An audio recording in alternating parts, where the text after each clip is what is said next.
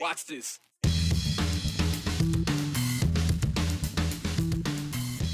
For years, neighbors just wanted to put up flags.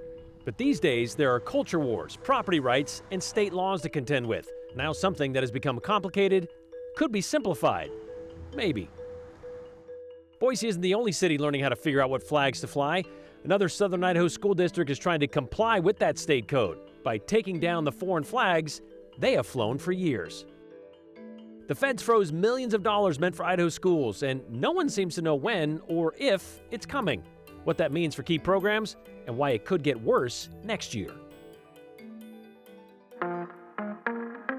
Well, LGBTQ Pride Month may be over, but the focus on the pride flag in Idaho is far from finished. Boise made sure it remains part of the fabric of the city by proclaiming the Progress Pride flag an official banner of the city. So it will continue to fly outside City Hall. But what about the same flags that have flown on Harrison Boulevard in Boise's North End for the last decade or so during the month of June? Well, that's about to be clarified in writing. For years, who has put those flags up has been kind of an enigma. Has it been the city, since those are city light poles? Has it been the county, since those poles are on Ada County property? Has it been the neighborhood association, since, well, it's their neighborhood after all? Or has it been Boise Pride? It's kind of been an amalgamation of several groups between volunteers from Boise Pride, the Liberating Spirit Metropolitan Community Church, and even members of the neighborhood association. So to understand it all, you have to go back to the beginning. And according to the North End Neighborhood Association, they came to an agreement with the Ada County Highway District back in 2001 to put up a bunch of U.S. and Idaho flags that were donated by a family who lived on Harrison Boulevard. They wanted to put them on those light poles. So they mounted brackets with 3 spots for flags with the intention of putting up others throughout the year. Like, for example, the POW MIA flag or the pink flag of the Flock Cancer Organization. Then about 15 years later, Boise Pride asked the Neighborhood Association if they could display a pride flag in that 3rd bracket. The president of the association asked the city if it was okay, and it was then Mayor Beater's office who said, well, actually, it's up to NINA, the Neighborhood Association. So the board approved it. And it went on like that for a few more years until vandalizing the flags became in vogue. Then other organizations started asking to hang their flags, and the board finally came up with a policy of their own of the U.S. flag and the Idaho flag. Those are the 2 flags we're going to put up, and then we'll save that 3rd spot. Well, it's going to be up to the vote of the board. However, that 2001 agreement with ACHD, they found out it wasn't very clear about who had control over those light poles. Then came House Bill 96, outlawing flying such flags other than the U.S., Idaho, or official city flags on government property. That was followed by the city dubbing the pride flag, well, an official city flag. But that still didn't clear up the Harrison Boulevard flag issue. Perhaps after tomorrow it will be.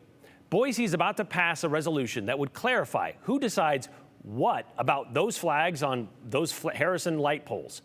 A memorandum of understanding, they're calling it, giving that responsibility outright to the Neighborhood Association, but with specific parameters. So it seems pretty clear cut, right?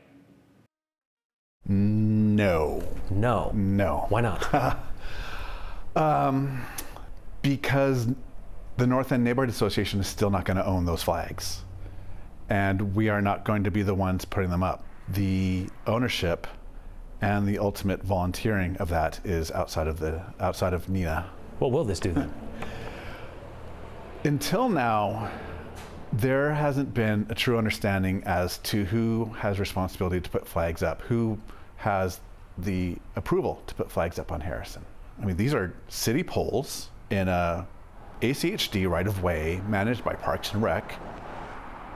We didn't know, so we've been asking the city for years, like, give us some sort of clarification here. What is our responsibility?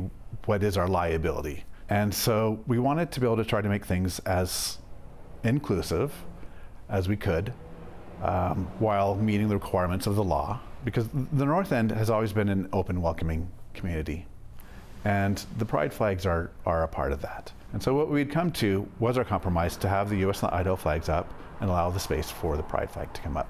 That is covered by the memorandum, which allows the North End Neighborhood Association to only display flags allowed by state law, and official flags of the city, which includes the pride flag, based on the proclamation issued by the mayor in May. And putting the flags up will now be the sole responsibility of NINA. removing the city completely from the process. Both a blessing and a curse, according to Eric. Nina never wanted to be in the flag management building business.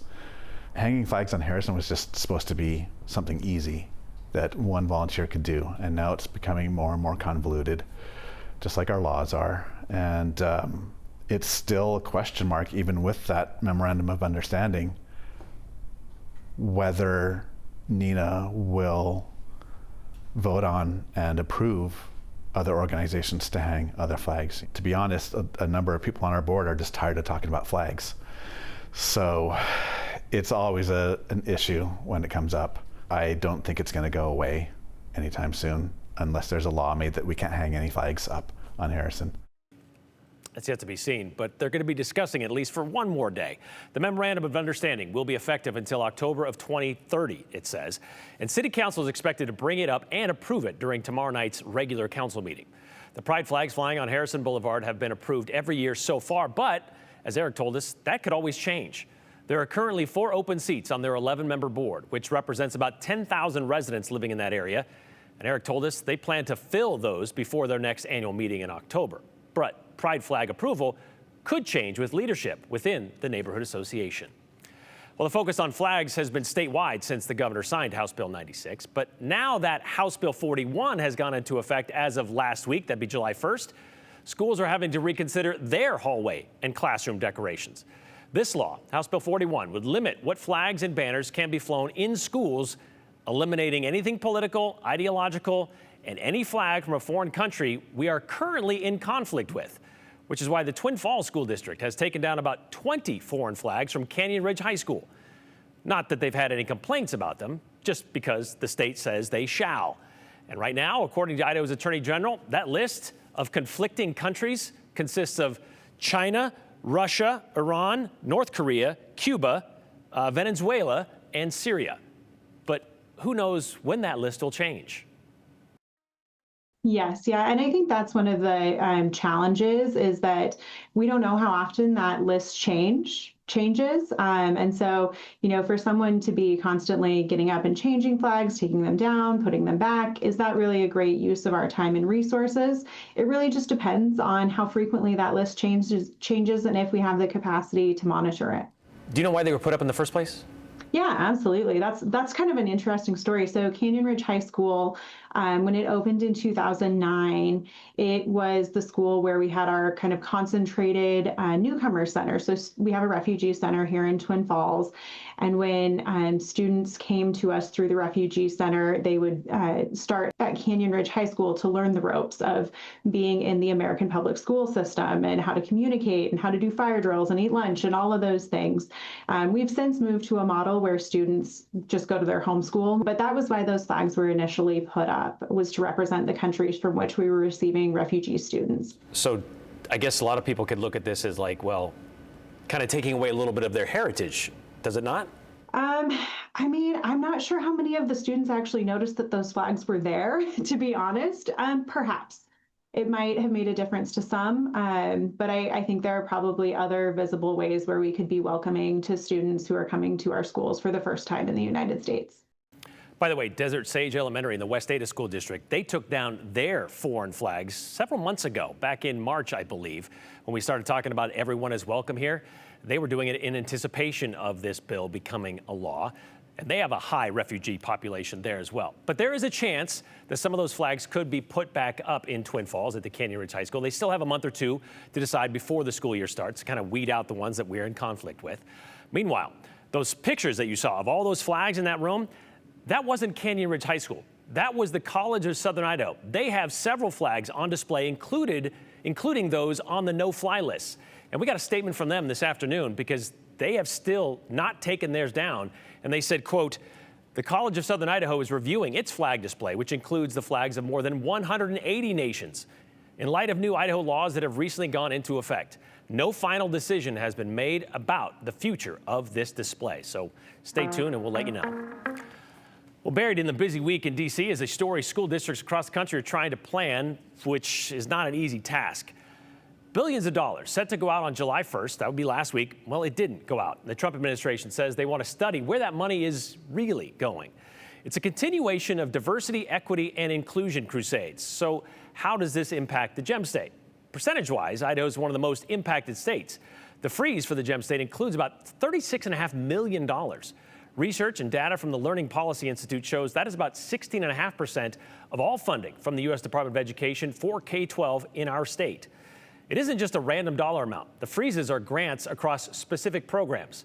5 laid out specifically, listed by their government names. These include migrant education, English language acquisition, ELA, and before and after school programs. Here's the actual message education departments in each state received, and they actually received the same message for each impacted grant. It reads, given the change in administration, the department is reviewing the fiscal year 2025 funding for the grant program, and decisions have not yet been made concerning submissions and awards for this upcoming academic year. So accordingly, the department will not be issuing grant award notifications, obligating funds for these programs on July 1st prior to completing that review. So you got to wait. The department remains committed to ensuring taxpayer resources are spent in accordance with the president's, that is, priorities and the department's statutory responsibilities. There's concern, though, in education circles about the funding for 2025 because the federal Department of Education has already proposed cutting them altogether beginning in 2026. Simply put, it's explained in the budget proposal. Just one example, a program for migrant education was funded for hundreds of millions of dollars, but has a budget request for $0 in 2026. The administration says this program has not been proven effective and encourages ineligible non-citizens to access taxpayer dollars, stripping resources from American students. The same goes for ELA funding. The budget says parents, states, and localities, or not the federal government that is, are best suited to determine what evidence-based literacy instructional materials will improve outcomes. Education leaders in Idaho hopeful that money that is frozen will soon be available.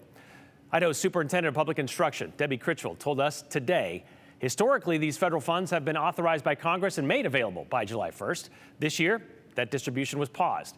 We're hopeful we will know the timeline for distribution sooner rather than later, as decisions are being made for the upcoming school year. In the meantime, we've encouraged local districts and charters to review any carryover funding that may help support the programs in question, as we will continue to communicate with our local schools as we receive additional information from D.C. And we reached out to a number of stakeholders with questions about how they will pay for things impacted. Still waiting for some definitive answers.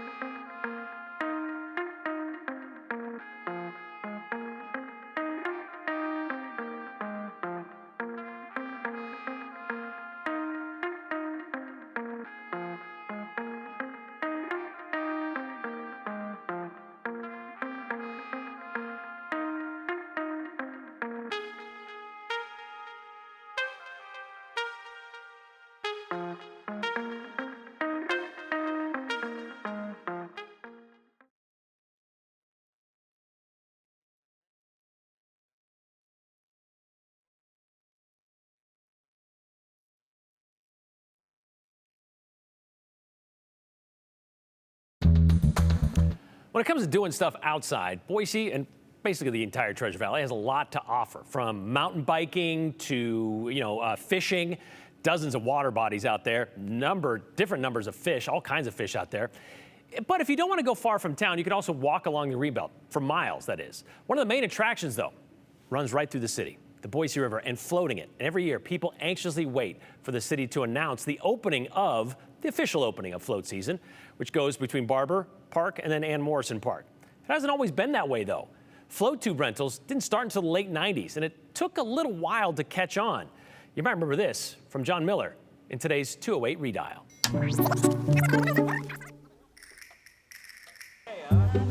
This is Rebecca. It's her first day renting out tubes. So far, your duties have included nothing. Not much. Still, they keep blowing them up, stacking them, marking them, filling them, washing them, I have a distinct problem here. because no one was showing up to rent them. It's like they sent me out to do a story on all the people. And there are none right now. Except us. Waiting for someone to show up. We had some people get in with tubes, and they came right back and got a raft. Too cold. So we waited, and waited, and waited, and waited, and waited. What am I supposed to say? My large commentary on this right now is going to be what? I can't believe nobody's out here. Luckily, Steven Spielberg showed up to give us some direction. Go grab your little raft. Yeah. Throw it in here quick. Yeah. Have him get the camera rolling. Look like you're having more fun than you've ever had in your whole life. And then I'll be the only person floating the whole river. It's so fun, I was the only one here. How cold is the water today? They told us it was 52 degrees. But with warmer temps on the way and dozens of tubes there for the taking, You expect the river to look like a big bowl of Cheerios this weekend, huh? Oh, yeah. John Miller, Tell the boss I might not be back tomorrow. Idaho's News Channel 7. How could there be nobody on the river on July 7th, even if it was 26 years ago? Okay, so if you've been on that stretch of river on the weekend or any days of the week, you know things have changed. Ada County Parks and Waterways says about 125,000 people float the river through town every year. Some things have been removed since that story first aired, I should say. Remember those air pumps so you could fill up your own tubes? Yeah, those are gone. Park officials say those pumps were causing safety concerns. Other features have been added over the years to make the experience a little bit more enjoyable. Barber Park now has a concession stand. You can ride a shuttle bus service to get from Ann Morrison to Barber. And if you haven't floated the river yet this year, well, this might be a good week to do it. It's supposed to be really, really hot, as it usually is in July.